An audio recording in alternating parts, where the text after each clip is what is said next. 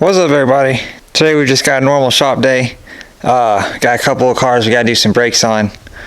Gonna do brakes on all four corners on my mom's car here, 2010 CRV, and then we're gonna do rear brakes on the Kanjo car also. So first thing we gotta do is just get it up off the ground, get it on jack stands, get the wheels and tires off. So go ahead and get that knocked out, and then we'll get to work.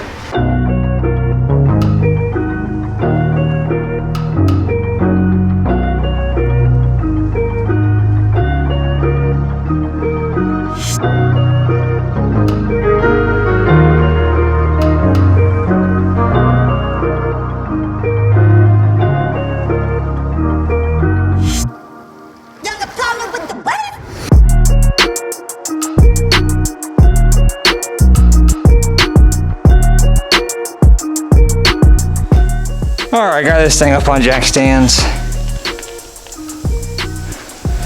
Now we'll just lift the lift up, open these brakes, see what all we got in here.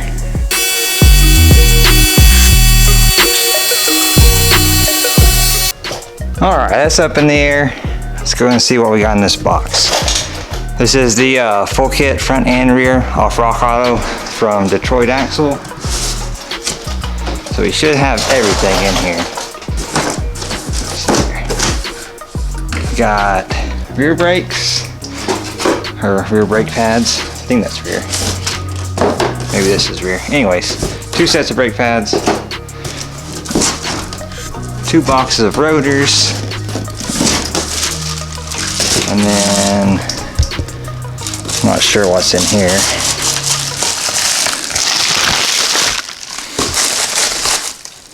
Oh, some brake parts cleaner and some fluid. I actually didn't realize it came with all that. Probably said it in the post though, I just wasn't paying attention. But anyways, so got all our parts. Hopefully this is a pretty straightforward process. Take these 2 screws out here, and then 2 bolts on the back for the caliper. Rotor come off. Throw the old pads away, squish the pistons back into the caliper, slap it all back together. Hopefully it goes that easy, so we'll see. Go ahead and put it all back up on time lapse, we'll get the front knocked out, then we'll go see what's up with the back.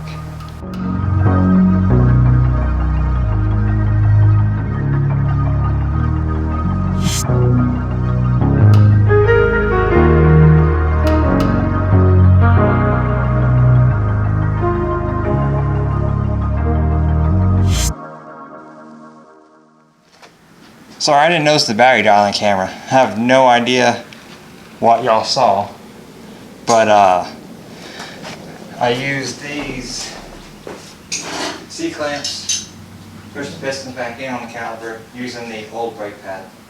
We got the old rotor off, so now we're just going to set the new pads in, put the new rotor on, put it back together. 2 19 mils on the back, and then little set screws on the brake rotor. You can use them if you want to.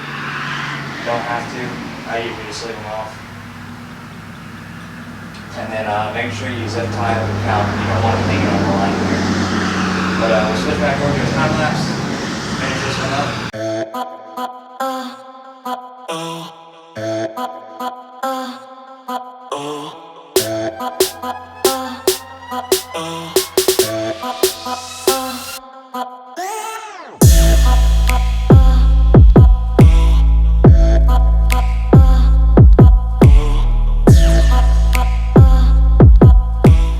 Alright, I got this first one all done. Luckily there was nothing weird. It's pretty standard. Alright, so on to the back. Looks like it's going to be about the same thing, except for it looks like it's 17 millimeters holding the caliper on. And there's probably going to be some shoes under here for the e-brake, but we don't have e-brake brakes, just the pads for in here. Sorry I didn't show it, but the worst case scenario happened when taking these screws out here. This one right here stripped out.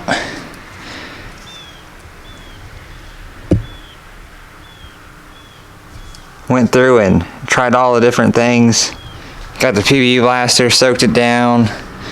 Flathead, kind of knocked out an angle, that wouldn't work. Got the impact with multiple different size fillet bits. And it just kept making it worse and worse and worse and worse. So finally had to get the drill out. Then I just found a drill that was the same size as the threads here. And I started drilling down through it. And then once I got right into the like threaded part of the screw, I guess, you can kind of see the depth there. I took this big flathead and a hammer and was able to knock it, I was able to knock it loose. But now we can go ahead and switch over to the time lapse and get this thing knocked out. If I run into any kind of problem again, I'll be sure to film it.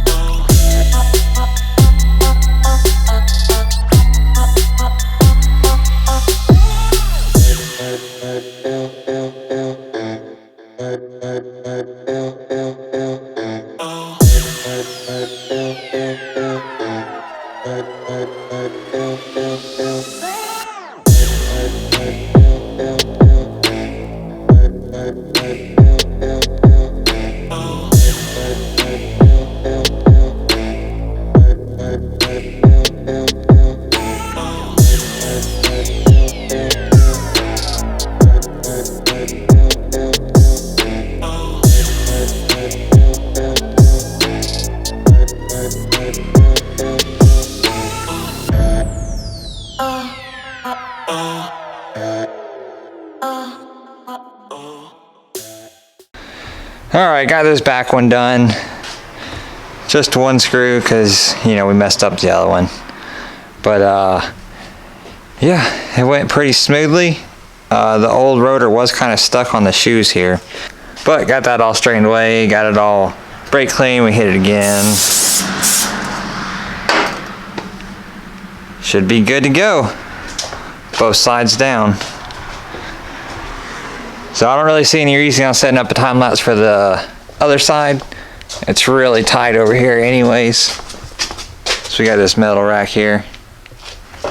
But go ahead and get these two knocked out and get this thing back on its wheels and get her back to Alabama. Brakes on all four corners is all done.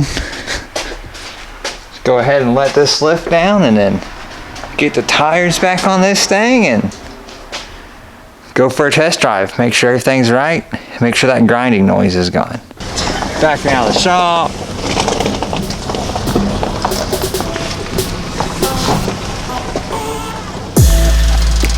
A little bit of exhaust rattle. Let's see if we can't fix that.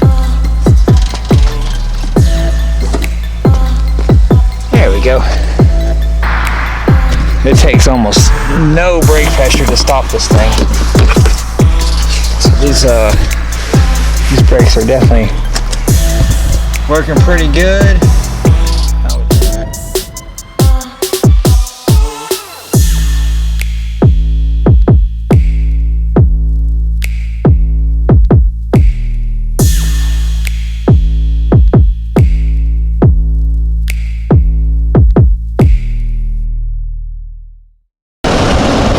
All right, I think we've got it.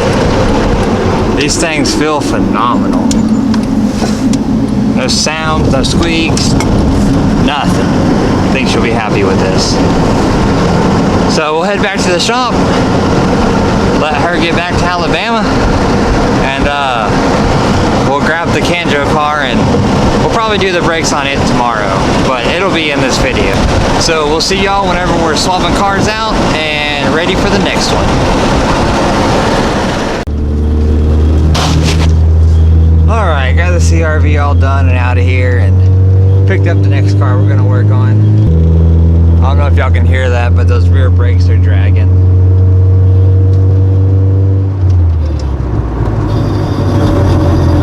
So we're going to get those rear brakes swapped out on this.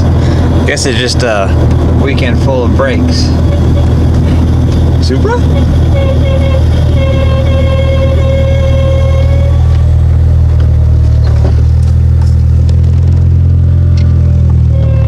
But we'll go ahead and get this thing down to the shop, get it pulled in there, and get these rear brakes swapped out real quick. Alright, we made it in here. So go ahead and get it up on jack stands in the back, get my parts out, and we'll get this thing knocked out.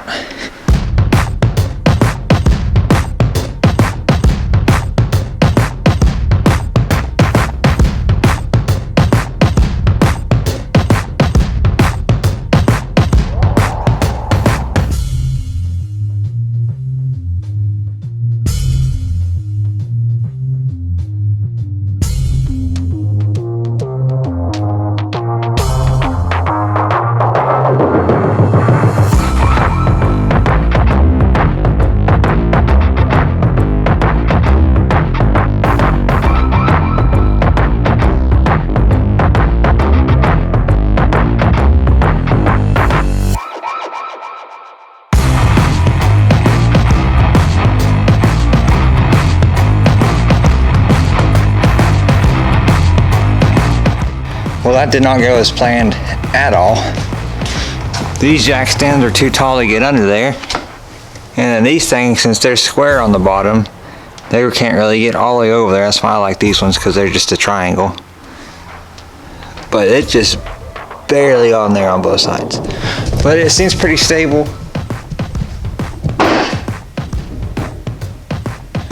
Ish. Jack stand is rocking a little bit. But you can see this thing set for a long time. Look at all this spider web.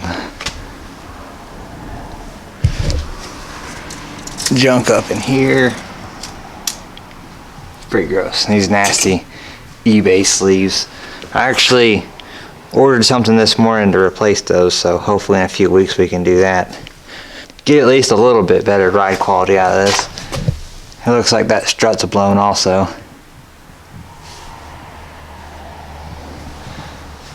But we'll be addressing that here in a couple weeks whenever the new parts come in. So if you haven't already, go ahead and hit the subscribe button. So we got some things planned for this thing and this thing. And just in case you're new to the channel, we got some things coming up for this thing too.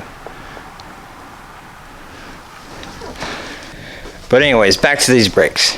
So I'll go ahead and get the lift lifted up, get this thing at working level, and then we'll start taking it apart. These brakes are a like cable e-brake or whatever, so it's got this like, I guess, manual mechanism. I don't really know what to call it, but it's got this heat shield on it and stuff. And if you're doing brakes on one of these cars, you will need one of these things. It's to run the piston back into the caliper. They don't just press in like your front brakes would. Anyways, we'll get to that whenever we get the calipers off the car, but get it up in the air and get this thing torn apart.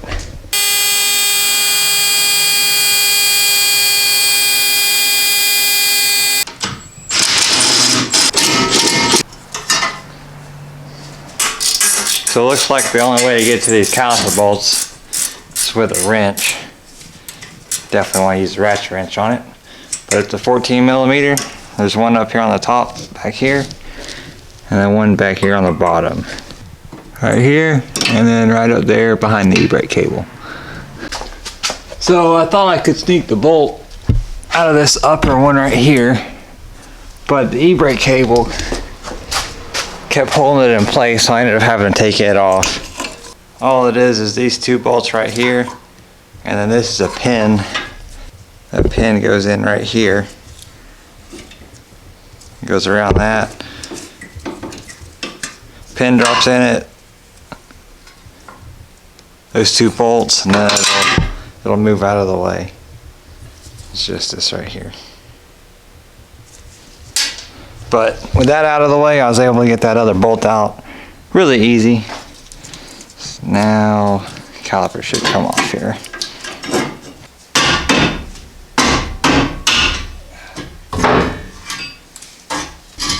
Alright, looks like I'm gonna have to undo the, I don't know what it's called, the bracket.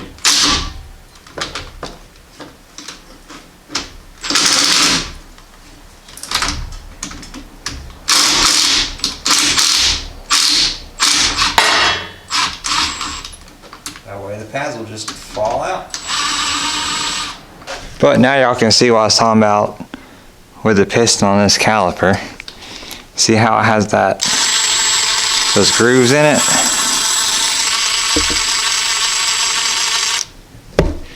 Use my impact for light. So then you get this thing, and each side is a different style caliper. So it's probably gonna be this one with the 4 posts on it. And that goes on there like that and grips into those grooves, and then you just put this on the end of your ratchet like that and turn that piston back in. Got these things cleaned up and greased. Should be ready to go. Threw the new rotor on here. Set our new pads in. And then this piece will go back on here like this. Got this thing all back together. So we'll go ahead and knock the other side out. Then get this thing back on its wheels. Second side's all done. But you can see better the pin for the e-brake and then the 2 bolts under this cover. Well, under that. But anyways, this wasn't supposed to be a how-to. It's just what was going on this weekend.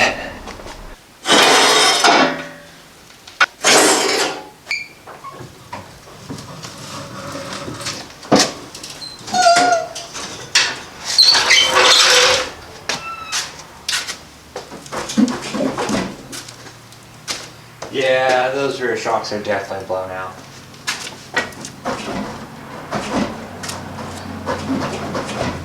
That's not ideal. Like I said earlier though, if you missed it, we got some stuff in the mail to fix that, so hopefully we'll make this car a little bit better here in a couple weeks.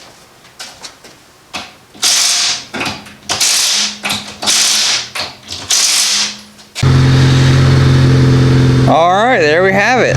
All back together and on the ground, ready to go. So sorry I didn't really film too much this weekend. Brakes are pretty much my least favorite thing to do on a car.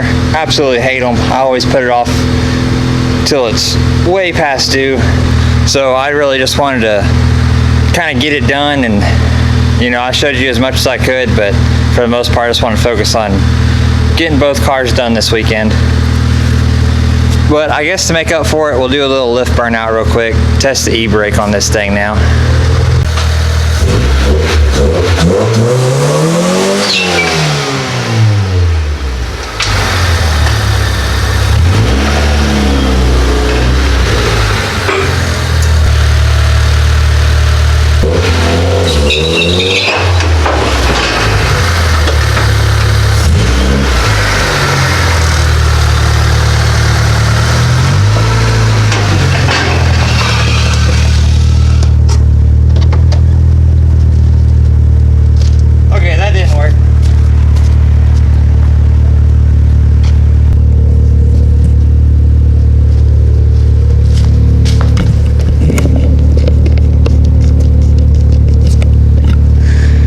Well, the lift is just too dirty. There's a bunch of oil spilt on here. You can see it just dragging the tire. Oh well, we tried. I'm sorry. But unfortunately, I guess that's going to be all for this week. Thanks for watching. We'll see you next week for another one. Be sure to like, comment, subscribe.